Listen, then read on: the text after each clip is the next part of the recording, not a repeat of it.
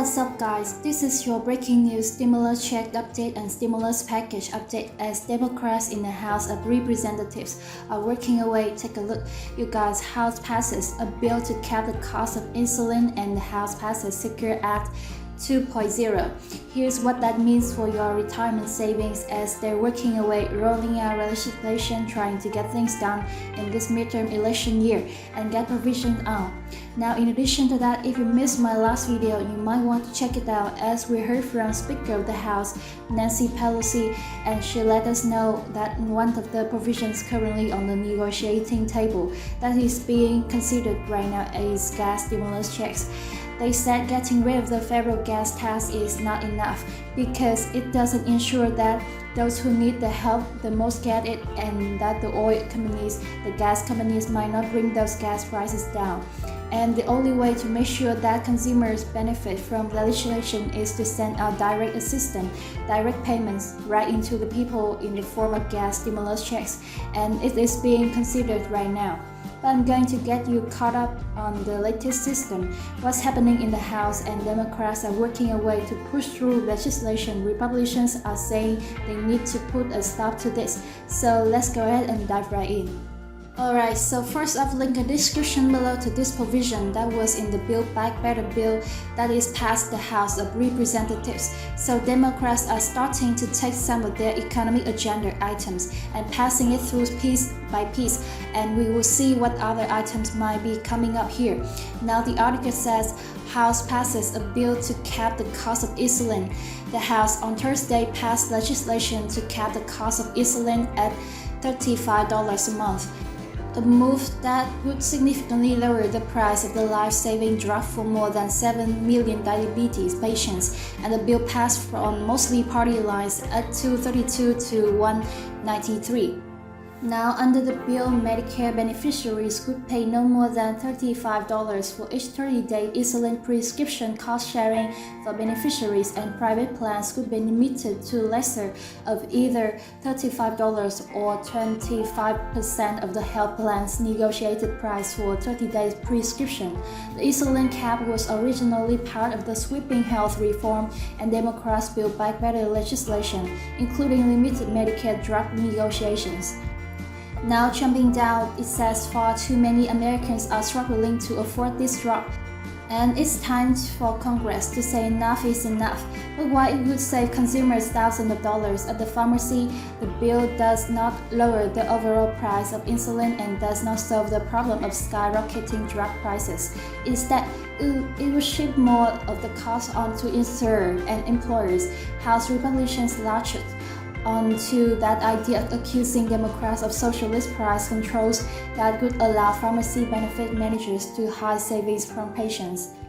They did not fault manufacturers for setting the hard list prices, but in an effort to gain Republican support, it may be combined with a bipartisan legislation of Senator Janet Shannon and Susan Collins that seeks to lower the underlying cost of insulin through a yet-to-be-defined process.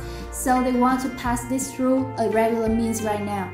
They're going to have to get 10 Republicans in the Senate on board, and they're trying to figure out ways to do that. So trying to push through various items that were previously in the Build Back Better bill.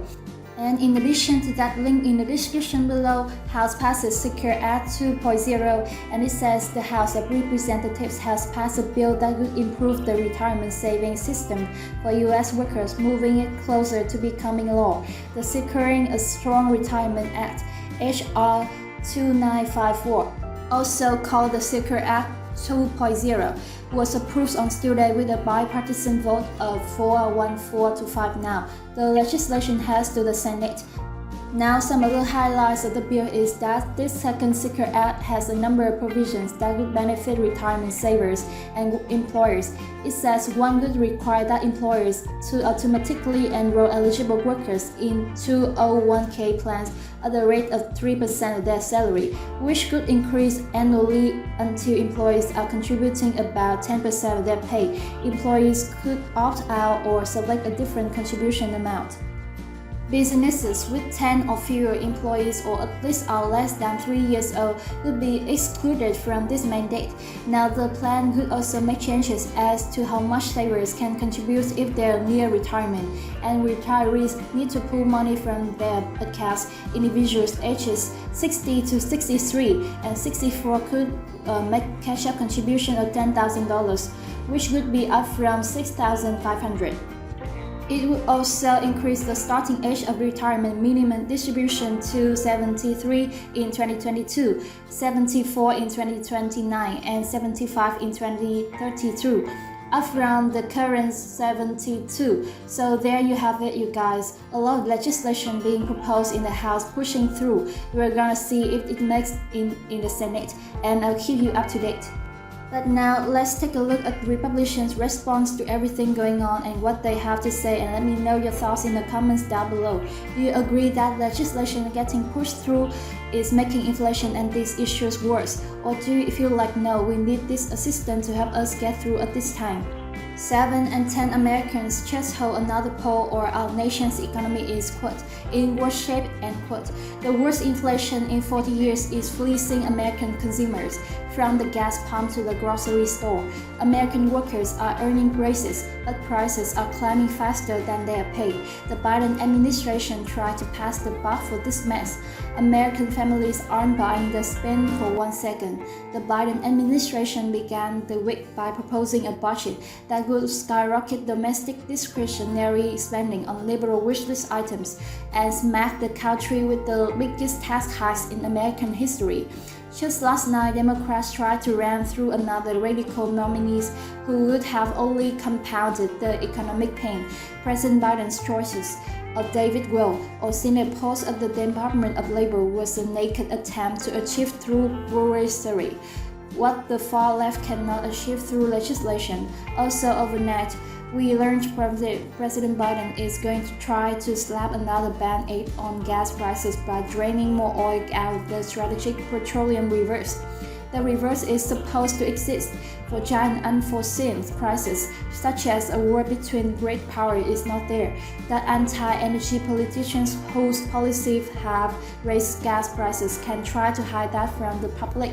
It's also worth remembering that back in 2020, as oil prices were casting, Republicans tried to reseize the opportunity to reveal the strategic reverse. So Democratic leaders brag about killing that proposal. You can't make this stuff up. Our college misunderstand basic economics and basic national security. Every chance they got tax spending, radical nominations, and gimmicky half measures.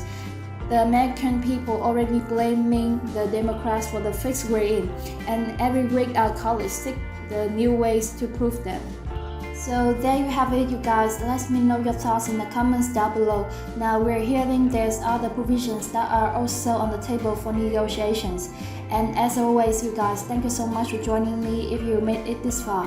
If you haven't already, don't forget to take a quick second, smash that like button for the YouTube algorithm, helps me out a ton. Thank you so much. Also, leave your comments. Share this out if you think it's going to help out other people. If this is your first time here and you'd like to stay up to date totally free, thank you so much for joining me once again. I will catch you in the next one.